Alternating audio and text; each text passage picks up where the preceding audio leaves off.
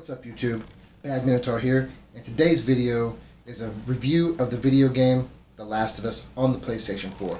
Now, I've never done a video game review before, so this is a first for me. But I bought the PlayStation 4 just so that I could play exclusive like The Last of Us. And boy, let me tell you, it was worth every single penny that I spent on the system, the headset, the game. It's all worth it. The game is that good. Now, the game is basically takes place 20 years after a deadly disease has ravaged the planet and wiped out, most of civilization.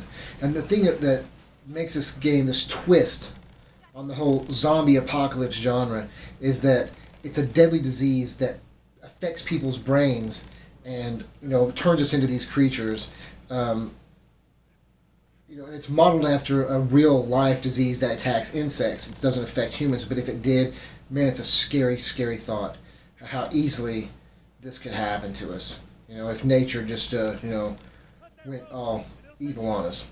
Now, the journey that the main characters take, Joel and Ellie. Joel has a personal loss that is so profound that it affects his entire character through the course of the whole story.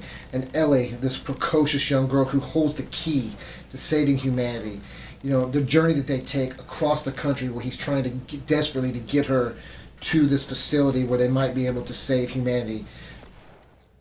And the relationship that grows between these two characters is as powerful as anything I've seen in film and far surpasses anything I've ever seen in a video game.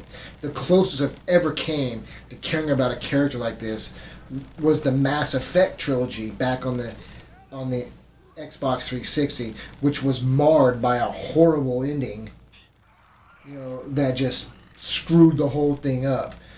But this game,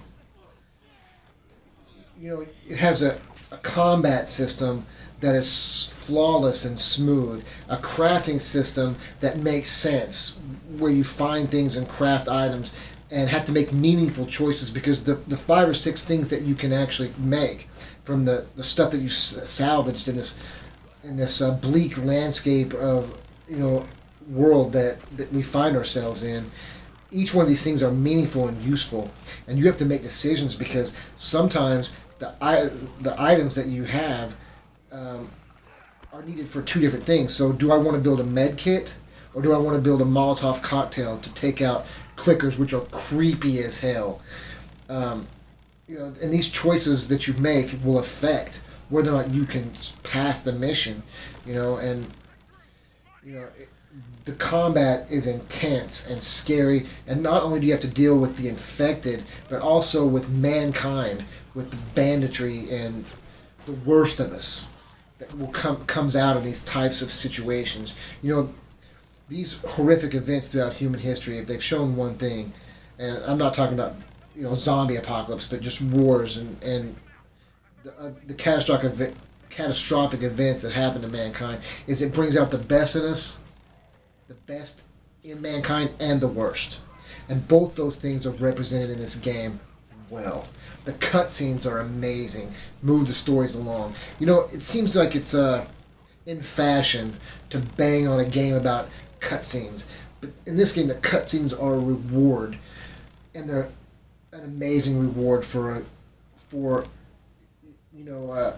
accomplishing this section of the game, which is linear, I will admit, but it's done so well that you don't even notice, and the cutscenes are a delight when you get to them. The musical score is haunting and beautiful, and sets the tone so well in this game. The only a few little minor glitches I found here and there. One thing when I actually was getting killed, so it didn't really matter. The screen did something funny, and that was towards the end of the game. And there was one spot where I found myself where I could look between 2 buildings, and there was nothing there except white screen. And so, but that is, I'm just trying to nitpick, trying to find something about this game that that was wrong, and basically that was it. Sometimes the AI of the bad guys is not great, but what game's AI is perfect? But for the most part, it was really pretty good. And the ending, I need to say this without giving a spoiler, but it leaves you contemplating big questions. Can we sacrifice our humanity to save humanity? Can we take on the burden, of these of decisions like this to doom humanity or not to doom humanity? The ending will leave you contemplating these things, and it's just amazing. Now, this is the remastered edition, right? That comes with the PS4, so it also has the Left Behind bonus mission that adds, 2 to 3 hours of gameplay. It took me roughly 14 to 15 hours to work my way through the main story. And then I had this bonus I could start playing, which actually takes place in the middle of the story, and it will make sense with flashbacks to Ellie before the story to help set up her character a little better. But I promise you, if you own a PS4 and you have not bought this game, you're making a grave mistake. It was out on the PS3, but they've updated the graphics. I never played it on the PS3, so I can't speak to that, but it is beautiful on the PS4. The gameplay is second to none. I highly recommend this game. I'm going to give it 9 out of 10 stars. To me, because a 10 is a perfect game, and I found 2 minor glitches and one scene where Ellie gives Joel a picture and it will make sense in the game. Should have been done as a cutscene with more emotion tied to it, rather than as you're walking along, she just, oh, by the way, here's a picture. I felt like that moment would have been such a powerful cutscene. Having it just happen as you're walking along the game is sort of a throwaway moment that I felt was out of place. So the 2 little minor glitches are the only flaws I can find in this entire game. You get to ride horses, and the horse riding is fun. You never have enough. It feels like real life. You're scavenging through this landscape, and you never have enough stuff. You never have enough shivs to take out clickers. You never have enough bullets. You have to combine stealth with action. And the stealth is done well. I've played stealth games, Thief, where it's so boring that you start to, lose your mind. This game is not like that. It's a masterpiece.